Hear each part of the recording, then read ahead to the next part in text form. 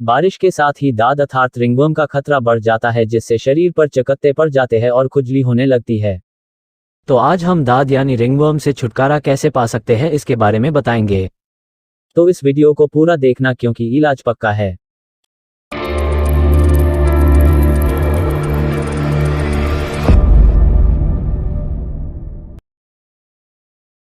दाद रिंगवर्म क्या होता है, इससे सब परिचित हो, लेकिन फिर भी बता देता हूं कि यह एक प्रकार का चर्म रोग है। जब ये रोग किसी व्यक्ति को हो जाता है तो उसके शरीर की त्वचा पर छल्ले जैसे चकत्ते हो जाते हैं। दाद शरीर की त्वचा पर धब्बे के रूप में भी पाया जाता है। दाद व्यक्तियों की हथेलियों, एड़ियों, खोपड़ी, दाढ़ी तथा शरीर के किसी भी भाग में हो सकता है। दाद शरीर के जिस भाग पर होता है उस भाग पर खुजली मचती है और जब व्यक्ति इसे खुजलाने लगता है तो यह और भी फैलने लगता है। दाद होने का कारण क्या है? दाद शरीर की त्वचा पर एक विशेष प्रकार के कीटाणु की उत्पत्ति के कारण होता है। दाद रोग शरीर की ठीक प्रकार से सफाई न करने के कारण भी होता है। शरीर का कोई अंग अधिक समय पानी में भीगने लगता है तो ये रोग उस व्यक्ति को हो जाता है। दाद का रोग एक प्रकार का तेज संक्रामक रोग है, इसलिए जिस व्यक्ति को ये रोग हो गया हो, उसके तौलियों, ब्रशों तथा और भी ऐसी चीजें जिन्हें वह व्यक्ति उपयोग करता है, उन चीजों को यदि कोई अन्य व्यक्ति उपयोग करता है तो ये रोग उस दूसरे व्यक्ति को भी हो जाता है। दाद होने पर देशी इलाज, प्राकृतिक चिकित्सा से उपचार।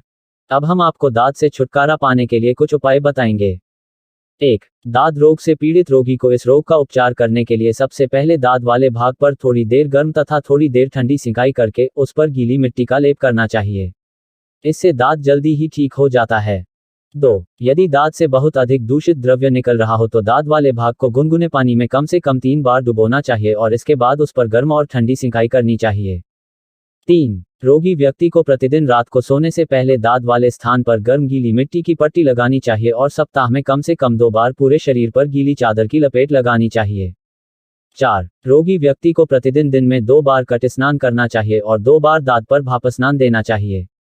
इसके बाद गीली मिट्टी की गर्म पट्टी दाद पर करनी चाहिए। इसके फलस्वरूप रोगी व्यक्ति को बहुत अधिक लाभ मिलता है और उसका दाद ठीक हो जाता है। 5. रोगी व्यक्ति को कुछ दिनों तक प्रतिदिन गुनगुने पानी से एनेमा क्रिया करके अपने पेट को साफ करना चाहिए और फलों का रस पीकर उपवास रखना चाहिए।